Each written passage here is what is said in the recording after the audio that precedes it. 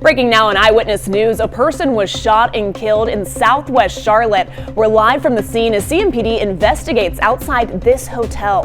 And we're on top of more breaking news. Missiles in the sky over Iran. U.S. officials say Israel launched them in retaliation to a previous airstrike just last weekend. What we know about the tension between the two countries. Well, it's so quiet out there early this morning, but we're tracking a lot of changes coming our way to the weekend. Umbrellas and jackets are going to be needed. Plus, there is a search for whoever set a fire at a North Charlotte home, hurting 3 firefighters. How the family living there was able to escape. Eyewitness News at 4:30 starts right now with breaking news. In the last 30 minutes, we learned a person died in a shooting in southwest Charlotte. Thank you for joining us. I'm Hannah Getz. And I'm Damani Lewis. Right now, there are a lot of CMPD officers outside of an Embassy Suites hotel on South Tryon Street. All right, let's not waste any time this morning and get straight to Channel 9's Eli Brand, who is live at the scene. Eli, what can you tell us this morning? Well, we're on the corner of South Tryon and Nations Ford. You just mentioned that scene. I want to show you a little bit of what we're seeing. If you look over here to my left, you can see quite a few CMPD cruisers blocking off the entrance to this Embassy Suites on South Tryon Street. We can see 3, 1 just left. There were 4. There's another over here at this entrance. And then crime scene investigators also just got on scene. You can see just a little bit further down, their truck just parked there. They're working on this car over at the corner of this hotel. They're taking pictures. They're putting down evidence markers. We're not sure exactly how this car itself is involved in this deadly shooting, but right now they are checking into it. And right now we're working to get as much information as we possibly can. We have seen some people walking around possibly that stayed in the hotel. They're not being allowed to leave that crime scene area. As we get more information, we'll be sure to bring it to you right here on air. Back to you guys. Quite a busy, active scene out there. Eli, we'll check back in with you in about 30 minutes. Eli, thank you. Well, as you can see, folks, we are already off to a very busy start on your Friday morning. Yeah, that's right. It's 4:32, and as you wake up, our team is getting you ready for your day ahead. All right, let's get this party started. Traffic Team 9's Gina Esposito is monitoring your morning drive this morning. But first, let's go ahead and get a check of that forecast of meteorologist Keith Monday. And Keith, we got to enjoy today because I guess some changes are coming. If you've loved the warm stuff this week, it is disappearing as we head our way to the end of the weekend. We're still very mild out the door this morning. We're still 66 in Charlotte to start out, and many 60s in Rock Hill, Gastonia, Monroe, for example. Even up at Jefferson, the mountains, we're still at 61. So a mild start to the day. Dry start to the day today as well. And the majority of the day, there's little chance for any rainfall. As we head to late afternoon, though, we start to gain some sunshine late day because the clouds are spreading in this morning. It's going to hold our temps back mid-80s, so not quite as warm today compared to yesterday. But the risk for some showers and thunderstorms will start to spread in as we're watching this batch of activity to the west. Now, this is all going to fall apart before it gets to us this morning. May bring a low chance of rain to the mountains, but those clouds coming in from this may slow down our warm-up for a while. Up next, though, we'll show you how once we do get a little sun this afternoon, a couple of isolated strong storms could be popping up for the second half of the day.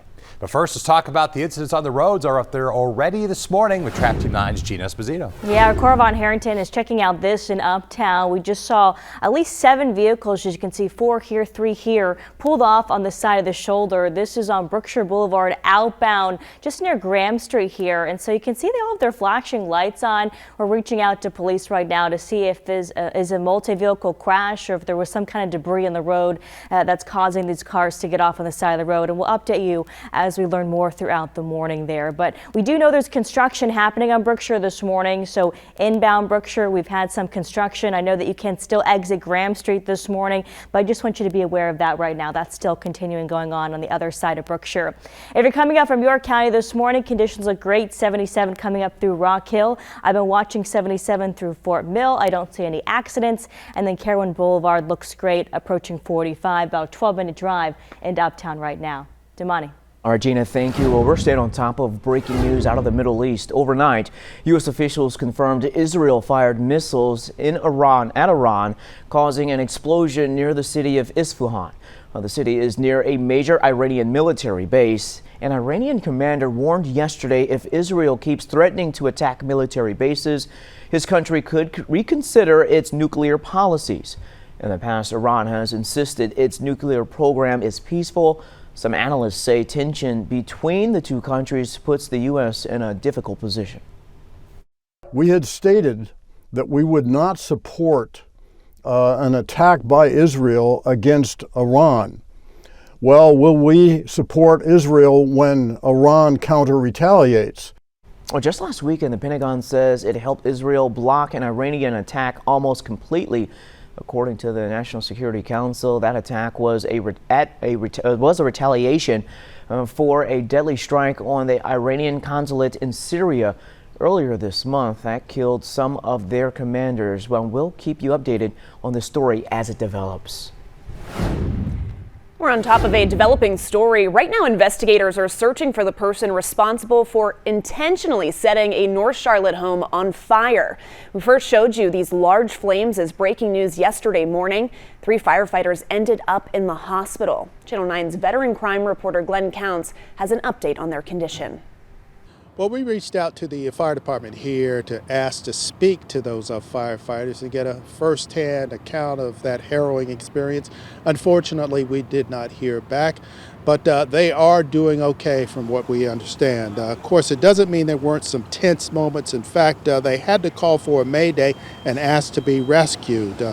We know that fire started around 2:45 Thursday morning on Grimes Street, and we know it was intentionally set. It woke up neighbors, and the chief is just thankful that everyone is okay. And we end up having 3 firefighters that have non-life-threatening injuries. They have been transported to CMC Maine. I saw the firefighters here, and I saw the fire across the street. It was just, it was horrible. Well, thankfully, that home did have a working smoke detector, so the family that was inside at the time made it out okay. No word on if there are any suspects in the arson. At Charlotte Fire Department headquarters, Glenn Counts, Channel 9 Eyewitness News. Multiple people are facing numerous charges in an operation targeting illegal gambling businesses. Well, Channel 9 learned these 4 people were arrested in Gaston County, and this man was arrested here in Charlotte. Now, sources say it was part of a federal, state, and local operation targeting illegal arcades and fish tables. Well, Chopper 9 Sky Zoom was overhead one of those busts Wednesday. Well, this one was at the Fish Table Computers Games along Albemarle Road in East Charlotte. Now, we could see law enforcement officers taking things out of that business. And Channel 9 reached out to North Carolina's alcohol law enforcement as well as CMPD about these arrests. And we'll let you know what we learn and when we learn more. NCDOT says repairs on a bridge over Independence Boulevard could start soon. We first showed you this scene from Chopper 9 Sky Zoom as breaking news on Wednesday. Charlotte Fire says a crash on Eastway Drive caused concrete supports to fall on the road below. That debris caused other crashes. One person was seriously hurt. Crews inspected the bridge and said that it is safe to drive on. If you're just waking up with us, make sure to check your kitchen. Trader Joe's is recalling organic basil due to the risk of salmonella contamination. And this is for the Infinite Herbs brand. The recalled product was sold in 29 states, including both North and South Carolina, between February 1st and April 6th of this year. If you have it, throw it away or take it back to Trader Joe's for a full refund. Well, this is new this morning. A popular convenience store chain is accused of not hiring people of color. In a lawsuit, federal officials say Sheetz Incorporated discriminated against minority job applicants. The suit states the company automatically weeded out people it deemed to have failed a criminal background check. Well, that allegedly caused black applicants to be denied a job more than 14% of the time. Sheetz operates more than 700 stores in 6 states, including here in North Carolina. The NFL draft is now less than a week away, and the Carolina Panthers are poised to make their first selections under new leadership. Head coach Dave Canales discussed the team's attempt at a turnaround yesterday as they reshape the roster in support of last year's top pick, quarterback Bryce Young. The great teams he was a part of in Alabama, he won a lot of games when they had a good offense, a good defense. He did his part, and he played big in big moments, and I would love to create that here. As of now, the Panthers don't have a pick in the first round, but general manager Dan Morgan said that he isn't closing the door on trading up to make a pick on Thursday. And Channel 9 is your NFL Draft night destination. Join us on Wednesday and Thursday night for 2 one-hour specials ahead of the draft. We'll have a look inside the Panthers offseason and exclusive interviews as we follow some of our local stars from high school to the draft stage. Both specials start at 7 p.m. right here on Channel 9. All dry, all quiet out there this morning, but for some, we may need the umbrellas before the day is done. Up next, we'll show you the future cast. At least a small risk for a couple of thunderstorms this afternoon, but more rain coming in by the end of the weekend. A Mecklenburg County magistrate suspended. Records show she shouldn't have been on the job in the first place. The first word that came to my mind was wow. In just 3 minutes, the scramble from lawyers checking to see if she touched any of their cases.